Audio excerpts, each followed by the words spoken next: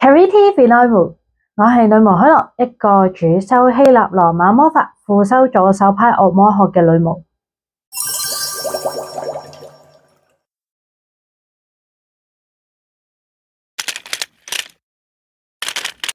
今日咧，我哋呢條片係嚟一個大眾占卜。咁咧，我早前已經喺 Instagram 嘅專區入邊收集咗一啲大家想知道嘅問題啦。咁其實咧，好意外地，我以為大眾占卜好常會問情情塔塔嘢，點知咧，可能因為無論我係希臘嘅主神，定係喺惡魔學嘅主神，都係商業嘅神啦，所以竟然收到嘅問題咧係我現在努力嘅方向啱唔啱？咁所以咧就做第一條係 YouTube 大眾占卜嘅片嘅問題啦。好，咁首先咧，我哋而家咧陪住我一齊專心咁去諗住呢條問題。我而家努力嘅方向係咪適合我？我哋用鼻吸，用口呼，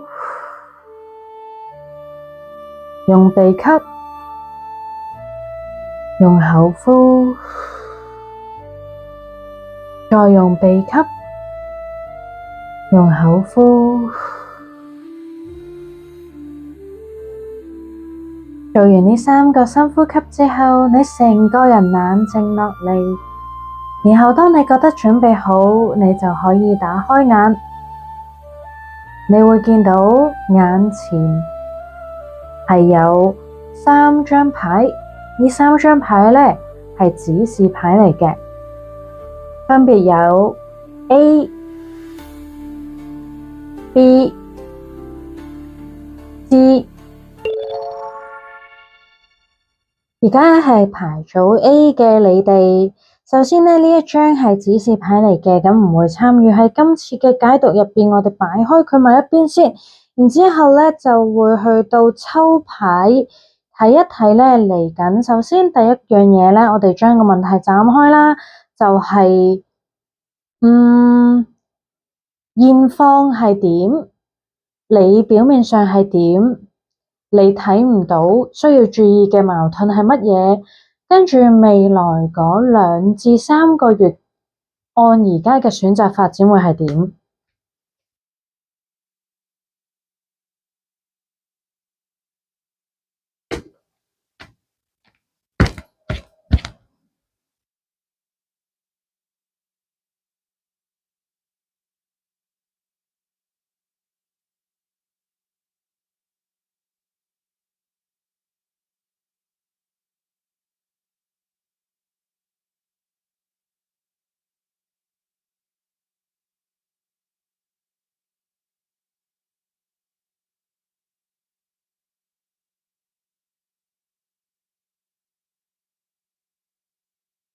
呢一副塔羅牌咧，佢個特色係全部牌都變咗希臘神，好靚，我好鍾意呢副牌嘅。咁好啦，我哋睇下先吓。第一組牌嘅你哋咧，我會話其實咧成個牌組睇都係非常之好嘅，所以你唔需要擔心你而家努力嘅方向。呢一張牌咧係講緊整體嘅現況啦，出現咗一張錢幣王牌。錢幣王牌咧就係你已經得到一啲機會去到實踐你嘅事業啦，會係可以穩固嘅。因為錢幣牌咧喺塔羅牌入邊係代表土元素，土元素咧係一個非常之穩固啦，一步步去將你一切嘅計劃建立喺現實嘅元素。所以咧，其實而家嘅你咧，你已經係得到好好嘅機會去將你想做嘅嘢建立喺現實嘅。咁然後咧，關於你外在啦，表面上睇到嘅嘢啦，呢度出現咗一張教皇牌啦。咁其實咧就係話你而家努力緊嘅方向咧，第一佢係正統嘅，因為教皇牌係講一啲合乎正統嘅事情或者人物。另一個可能性咧，我會覺得係揀呢一組牌嘅朋友，始終呢個係一個大眾占卜啦，唔係話去對應你個人嘅 reading 啊。咁當然你想去最對應你個人嘅 reading咧，可以預約我做諮詢服務。咁但係咧，我會話俾大家知，其實可以有幾個情況，除咗就係你本身個努力已經係正統之外咧，就係話而家你嘅努力咧係有一位好好嘅導師啦，或者貴人去帶住你嘅，所以你唔需要擔心。咁呢度咧，我個牌陣就係想話一個，你睇漏咗或者睇唔到嘅矛盾點，但係呢度咧個所謂矛盾點都係非常之好，就係佢係一張力量牌啦。力量牌係指示緊俾你知，係可能你亦撳得入嚟呢一個大眾占卜，你係有一啲嘢擔心，你想知道你正唔正確嘅。前邊呢兩張牌已經話俾你知，你有機會，亦都係喺正統有人教嘅路上之外咧，其實你要去留意翻你內心咧，係已經有嗰種以柔制剛，好輕鬆就可以去解決問題嘅力量啊！力量牌佢唔係淨係話一個人physically 嘅大力，而係講緊咧，其實你內心已經有好多力量，去到容許你可以以柔制剛，你會好輕鬆咁撥開好多困難啦。跟住發展牌嚟講咧，呢度見到其實有張權杖四，我哋可以去想象一下，四係一樣好穩固嘅數字。點解咧？平時啲台你都係有四隻腳先會企得穩噶嘛，咁嗰啲三隻腳或者係兩隻腳嘅台，多數都企唔穩嘅。呢張牌權杖四其實係講緊你嚟緊咧，係會有一個階段性嘅成功啦，將你想要嘅夢想去到穩固落嚟，就好似係前邊有個好嘅機會啦。然後咧，你有人帶住做緊嘅嘢都係正統，亦都有內心嘅力量，跟住咧，你會得到一個階段性嘅成功，已經穩定咗，可以放鬆少少，放慢落嚟啦。跟住之後再發展落去咧，見到個錢幣七，錢幣七咧就係提醒你過咗之前嗰個階段性嘅成功，穩固好你而家嘅努力之後咧，你就要學識去到將你之前所得到嘅技藝深化啦，佢就好似咧一個匠人默默咁樣去到砌好自己嘅嘢，再為未來努力啦。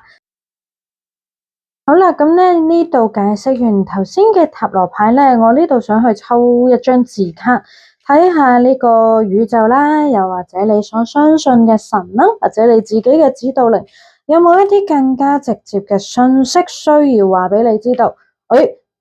佢甩咗出嚟，好，咦，冇關係，我們重新來過。如果係咁按翻之前講嘅嘢，其實咧呢度話你收到一個新嘅機會啊嘛，其實係呢個我們啦，可以解釋就係你身邊好多嘅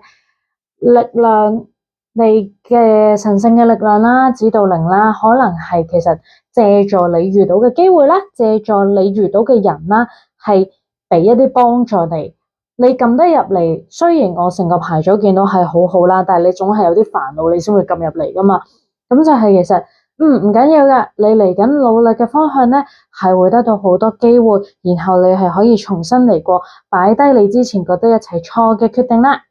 咁都祝福咧呢個牌組 A 嘅朋友越嚟越好啦。跟住就到牌組 B 嘅解讀啦。好，而家係牌組 B 啦，咁呢張係指示卡嚟嘅，佢唔會參與喺今次嘅 reading 嗰度，我哋擺佢埋一邊先。跟住咧都係會抽牌嘅，專心咁去諗住我而家努力嘅方向正確嗎？會發展成點呢？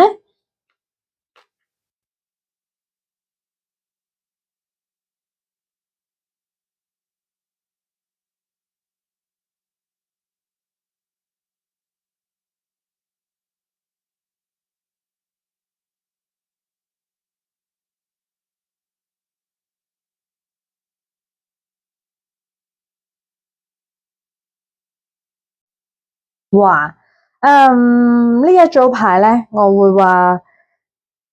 你呢一條路佢唔舒服，但係都正確，係啦。因為咧好多人喺塔羅牌入邊，佢哋一見到死神牌啊、魔鬼牌啊，跟住就話係啲好衰好差嘅牌啦。咁其實咧，我哋逐張去睇啦，成件事嘅現況係一個權杖五。最近嘅你咧，應該係會覺得哇好多衝突啦，好似自己係充滿內憂外患，你不停要攞住支權杖去到抵擋人哋嘅攻擊。但係咧，其實權杖五咧係會解作一個良性攻擊嚟嘅，係啦，良性嘅競爭。sorry。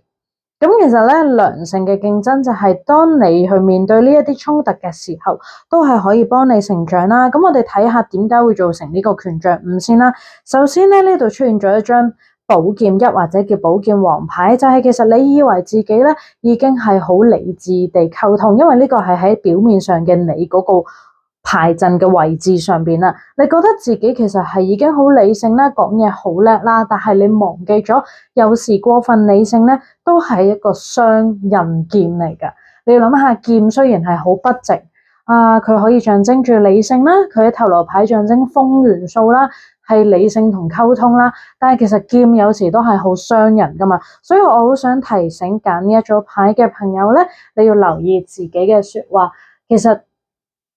直接理性雖好，但係有時傷害到人哋嘅時候，就會造成呢個權杖5。仲有咧，其實咧，因為我係呢個陣就係話呢個係表面啦，呢個就係你睇唔到一面啦。呢度出現咗魔鬼牌啊，咁魔鬼牌咧就係唔係話真係有隻魔鬼出嚟鏈住你唔使驚嘅，其實佢係提醒緊人嘅心魔。就係你以為自己已經好理性溝通嘅時候，你有冇留意到你有個心魔喺內心？你留喺而家呢一個選擇，呢一個努力嘅方向，其實係有一啲好深嘅執念，或者另一啲嘅朋友咧，因為始終呢個係大眾占卜啦，咁會對應到唔同人嘅能量啦。係啦，再一次講返就係，如果你想要一個完全對應你能量嘅 readings 咧，可以預約我做諮詢服務啦。咁其實咧，呢度另一啲朋友就可能係你沉溺緊喺一段淨係得利益而有害嘅關係。當然啦，可能你撳入嚟係諗一啲事業上嘅嘢，咁當然要利益啦。但係其實良好嘅合作夥伴唔應該淨係得利益咯，而係你都會喺佢身上感受到支持啊、舒服、健康嘅情感。咁跟住發展牌嚟講咧，第一張我哋見到一個死神牌係啦，咁又係好多人一見到就話好驚啦。但係其實死神牌咧，佢係提醒緊你，死神嚟到嘅時候，你可以用乜嘢態度去面對？你究竟係會順應呢件事情啊，然後學習一個重生啦，定係你會好天真爛漫咁樣去到冇事冇事爆炸啫？定係你會去頑強抵抗咧？咁呢一個係一個關鍵，就係講緊一個好重要嘅深層淨化。可能咧喺嚟緊呢2至3個月，你會遇到啲事情係由你呢一刻嗰個選擇引發出嚟，並瓦解你以前嘅嘢。咁可能咧下一句說話有少少哽耳啦，但係有一部分揀呢個牌組嘅朋友係，你要學識得去放低你一啲無謂嘅執着，因為呢度有個魔鬼牌啦。你嘅執着係形成咗前邊呢啲衝突，然後你好快會遇到事情去讓到你覺得要完全地結束而家嘅選擇。但係咧，我想講話點解頭先一開始嘅時候，我話呢個係辛苦激烈，但係都正確嘅選擇咧，就因為最後出現咗一張聖杯10。聖杯咧喺塔羅牌入邊代表水元素啦，佢講一啲好開心啦、好有愛嘅情況啦。咁其實咧，佢又同聖杯9最唔同嘅咧，就係聖杯10係唔止你一個人快樂，係你身邊一切你愛嘅人都會同你一齊快樂。所以呢件事就係你而家嘅做法咧，雖然係會有一啲衝突嘅，但係經歷咗你去睇清自己嘅心魔啦，係魔鬼牌，同埋你願意去結束唔再需要嘅事情，去放低你嘅執念之後咧，你會去到聖杯10呢一個圓滿、開心、快樂嘅狀態嘅。好，咁跟住咧，我哋抽完塔羅牌咧，就去睇下抽字卡嚟講咧。佢自己跳出嚟，有2張添。睇下宇宙或者你嘅神或者你嘅指導靈有冇說話同你講啦。哇，呢度都好直接啦，就係其實咧，唔好煩啊！做啦，唔好諗咁多，做啦，係啦。跟住咧，呢個就係我嚟到呢度係俾你更好嘅未來。我哋咧唔止就係話對神啊，你嘅指導靈啊，或者係宇宙啦，就係其實你諗下，遇到呢啲衝突，跟住認清你嘅執念，認清你嘅溝通模式，結束咗，但係佢最後係有聖杯十，所以就係其實你而家努力緊嘅方向，可能開始嘅時候你覺得好辛苦，好多衝突，但係最後你會去到個更好嘅未來嘅。咁咧，希望呢個牌組 B 嘅朋友之後都會越嚟越好啦。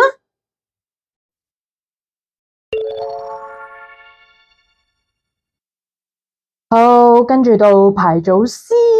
係啦。咁咧呢個係牌組 C 嘅指示牌啦，佢唔會參與喺我哋今次嘅 readings 入邊嘅，所以我哋攞開佢先，拜。好啦，然後咧我哋會先去抽塔羅牌睇下你而家嘅現況啦，你表面上係點啦，你冇留意到嘅矛盾或者盲點佢跌咗出嚟。好啦，咁我哋咧順住去咁樣啦。然後咧，會去睇下事情嘅發展嘅。咁既然佢跳咗出嚟，我哋要相信係，已經即刻有提醒俾你啦。好啦，嘿，哦嘿，好，呢度係牌組 C 嘅朋友。好啦，咁呢個咧係牌組 C 嘅解讀啦。咁首先咧喺整體嘅現況嚟講，我哋見到一張星星牌嘅正位啦。咁其實咧呢一個係代表充滿希望，而且咧我哋想象一下先擺低塔唔塔羅牌啊，佢嘅歷史啊，佢嘅知識啦，而係你諗下，好多人形容話，哇，我要摘一粒星落嚟啊，就係你會有一種更高嘅希望，你希望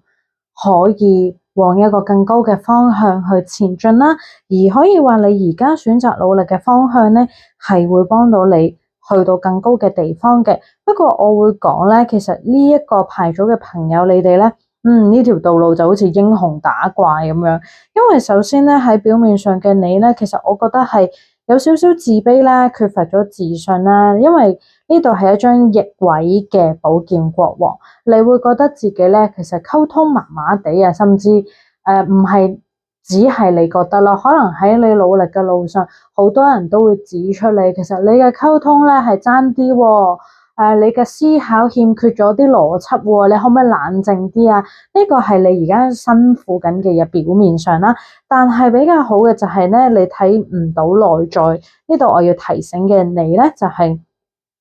喺內在嘅呢張牌有一張權杖皇后。其實咧呢個係講緊一個充滿熱誠嘅你啊。雖然你表面上係欠缺咗少少邏輯啦，少少計劃啦，但係咧你要記住你內心嗰把火，記住你內心咧係有一個權杖皇后。我會話好難完全答到你而家呢個方向係 yes 定 no 咁樣係咪正確嘅，而係話其實你嘅挑戰係要學識活出你呢一位權杖皇后，活出嗰一位好有火嘅你。你要學識點樣將你嘅熱情擺翻嚟表面啊，讓出邊嘅人咧都去到見到，其實你好有熱情嘅，唔係淨係話你係一個冇邏輯啊、冇計劃嘅人啦。跟住咧，其實呢度咧就喺發展牌嗰度見到個聖杯八啦。你其實如果要去到嗰個充滿星星、充滿希望嘅地方咧，你係要捨棄同埋離開一啲事情啦。而且咧，見到發展牌嘅下一張咧，有張權杖七，係會好辛苦噶啦，係會喺呢條成功嘅路上好多激烈鬥爭嘅。但係咧，唔好忘記就係你而家揀嘅嘢咧，係會為你帶嚟一粒星星。所以咧，其實成個建議我會話係你要識得去睇清楚嗰個冇乜條理嘅你，只係表面嘅啫。你內心咧係充滿熱情同埋勇氣嘅，亦都係你可唔可以過渡到嗰個要離開嘅問題。仲有咧就係其實雖然話權杖七都係好多爭鬥啦，但係其實佢係講緊面對一啲唔公平嘅事情啊，你可唔可以勇敢咁樣去反抗？呢度好需要提呢一組牌組嘅朋友，就係你遇到唔適合嘅事、唔公平嘅嘢，你要反抗。而權杖七佢亦都唔係絕對差嘅，係講緊你反抗之後，你會成為嗰個英雄，踏上一條更好嘅道路。咁咧呢度去解讀完塔羅牌之後咧，我哋試下去抽一啲字卡啦。睇下呢個宇宙或者你嘅神或者係你自己嘅指導靈咧，有冇一啲更加直接嘅信息俾你啦？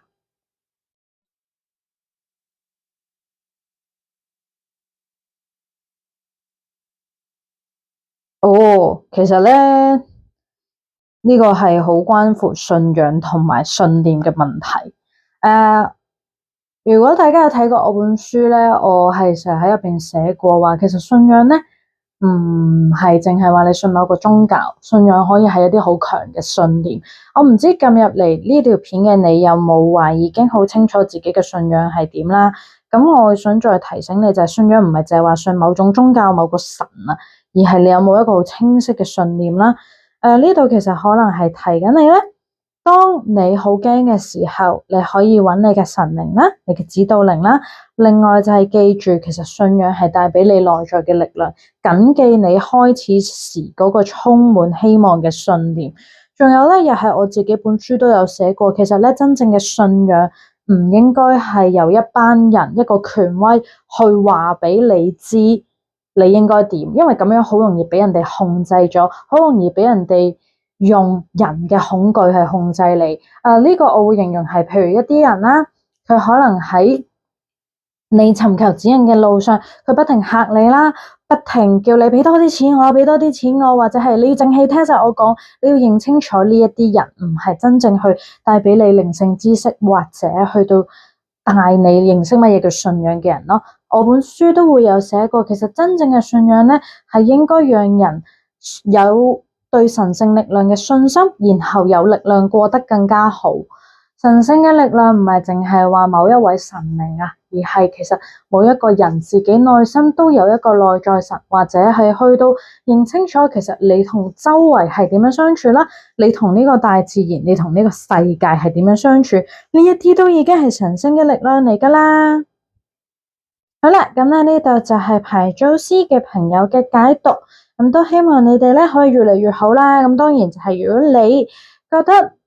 我仲想去知道多啲，我想要一個更加對應我個人嘅 reading 咧，咁就可以預約我嘅諮詢服務啦。又或者去睇下有冇其他